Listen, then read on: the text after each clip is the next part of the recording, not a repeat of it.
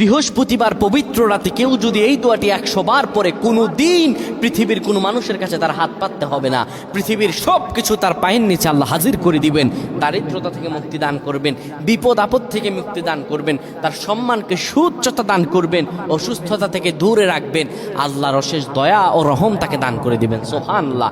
বৃহস্পতিবার রাত এটি গুরুত্বপূর্ণ রাত। এই রাত সপ্তাহে একদিন আসে।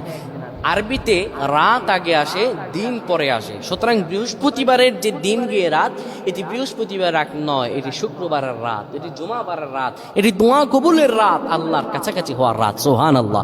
এই বৃহস্পতিবার রাত আল্লাহ তাআলা বান্দার দোয়া কবুল করেন।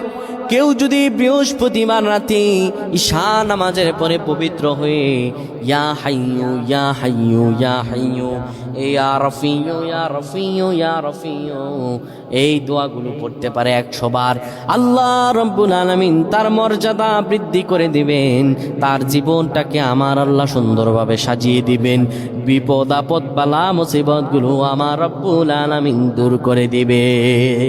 আল্লাহুম্মা আমিন বলেন।